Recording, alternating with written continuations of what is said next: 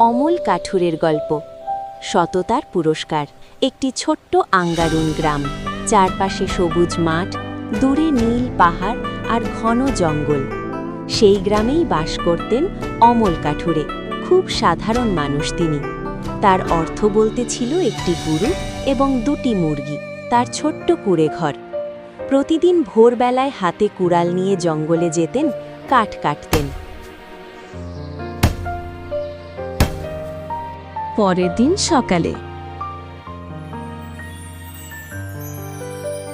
কি গো, আজকে কাজে যাবে না? আসার সময় রেশন নিয়ে এসো, ঘরে রেশন নেই। আচ্ছা ঠিক আছে, আমি তাহলে যাই, নিয়ে আসব। প্রতিদিন মতো আজকেও বেরিয়ে পড়লেন অমলবাবু তার কর্মক্ষেত্রে। অমলবাবুর আজকে ভাগ্য খুলতে চলেছে। অমলবাবু নিজেও জানে না ভাগ্য তাকে কোন দিকে টেনে নিয়ে যাচ্ছে। কাঠ কাটার সময় লোকটি কাঠ কাটছিল। পিছন থেকে খসখস শব্দ। পিছনে তাকিয়ে দেখল টাইগার বাঘ। সে প্রাণের ভয়ে দৌড়ে ছুটে গেল জঙ্গলের দিকে। কিছু দৌড়ে এগিয়ে দেখতে পেলেন পাহাড়ের গুফা। সে তার জীবন বাঁচার জন্যে গুফায় প্রবেশ করলেন।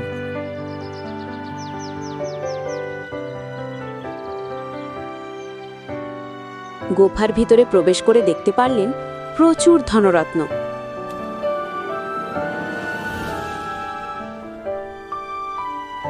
এই ধন সম্পত্তি আমার নয়, তাই আমি এখান থেকে কোনো অর্থ নিয়ে যাব না। আমি নিজের পরিশ্রমে আমার সংসার নিয়ে সুখে আছি। বাবা অমল, কে আমাকে ডাকছে? তার সামনে এক সাধু বাবা প্রকট হলেন। বাবা নমস্কার। আমি তোমার সততায় মুগ্ধ হয়েছি বৎস। তোমার সৎ ব্যবহারের জন্য আমি তোমাকে বলছি, তুমি তোমার মতো অর্থ নিয়ে যেতে পারো, কিন্তু একটি শর্ত আছে, তুমি দ্বিতীয়বার লোভে পড়ে এসো না, নইলে তোমারই বিপদ হবে। এই বলে সাধু বাবাটি সেখান থেকে গায়েব হয়ে যায়। অমলবাবু গুফা থেকে বেরিয়ে তার বাড়ির দিকে যায়।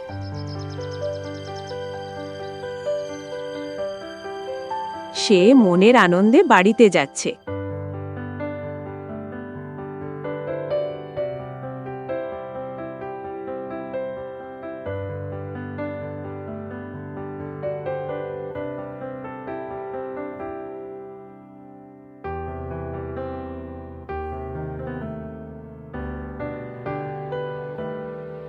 কই গো, কোথায় আছো?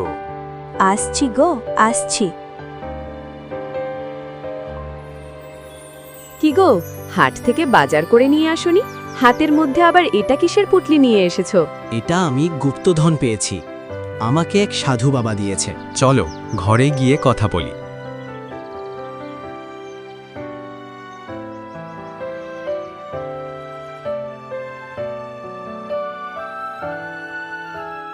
এই দেখো, আমাকে সাধু বাবা দিয়েছে কতগুলি ধন। ইমা, আমাদের দুঃখের সময়টি কাটতে চলেছে গো স্বামী। তুমি তাহলে এই কাজটি করবে না গো? কর্মই মানুষকে সততার পরিচয় দেয়, তাই এই কাজ আমি কখনোই ভুলব না। ঠিক বলেছ গো তুমি। তারপরেই ধনের সন্ধান কিভাবে পেলে গো তুমি?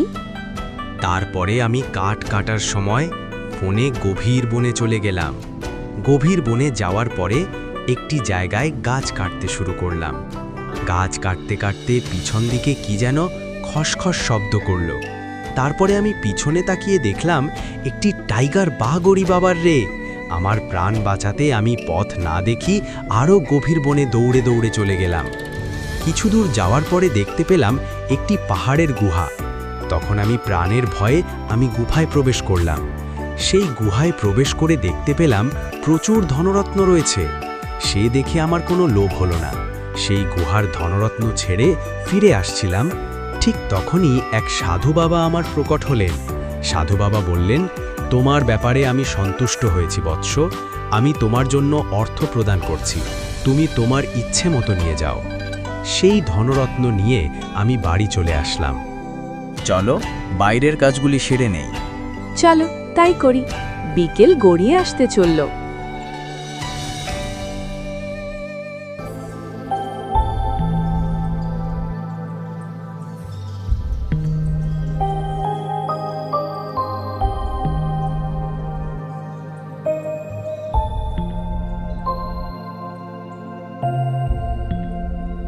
সে তার পরিবার নিয়ে অনেক সুখে জীবনযাপন শুরু করলেন। সেই সৎ হওয়ার কারণে বিশাল বড় ধনী ব্যবসায়ী হয়ে গেলেন। তার পেশা ছিল কাঠুরে। সে ধীরে ধীরে কাঠুরে থেকে কাঠের ব্যবসা শুরু করলেন। সেই দূর দূরান্ত থেকে অনেক কাঠ নিয়ে আসে এবং হাটে বাজারে বড় বড় লোকেদের সাথে কাঠ বিক্রি করে। সেই সৎ পরিশ্রমের কারণে একদিন অমূল্যবাবু বিশাল বড় ধনী ব্যক্তি হয়ে উঠলেন। সত্যের পথে সব সময় জয় হয়। অমলবাবু তা প্রমাণ করে দিলেন।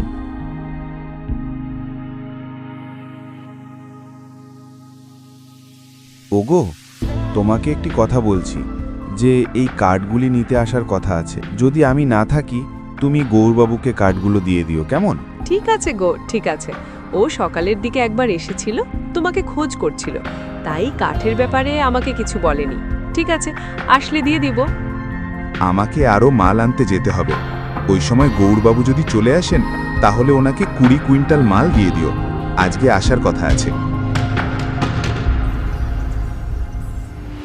অমলবাবু তার স্ত্রী দুজনেই কথোপকথন করছিল। তারা ধীরে ধীরে বড় ধনী ব্যক্তি হয়ে গেলেন এবং তার আশেপাশের গ্রামের মধ্যে পুরো ব্যবসায়ী হয়ে উঠলেন। অমলবাবু কল্পনাও করতে পারেনি যে তার ভবিষ্যতে এত বড় কাহিনী লেখা আছে। সে সুখে স্বাচ্ছন্দ্য জীবন কাটাচ্ছেন। হ্যালো বন্ধুরা, আমি তোমাদের প্রিয় বন্ধু ছোট্ট বৃষ্টি। তোমাদের কাছে আমার একটা ছোট্ট প্রশ্ন। আমার ভিডিওটা তোমাদের কেমন লাগলো? যদি ভালো লেগে থাকে তাহলে অবশ্যই লাইক করে দিও, আর আমার চ্যানেলটা সাবস্ক্রাইব করে পাশে থাকা ঘন্টা অন করে রেখো, ঠিক আছে?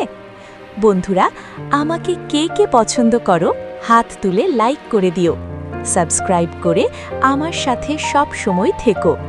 তোমাদের ভালোবাসায় আমি খুব খুশি হই, আর তোমাদের এই ভালোবাসা পেলে আমি নিয়ে আসব আরও সুন্দর সুন্দর মজার মজার ছোট ছোট গল্প।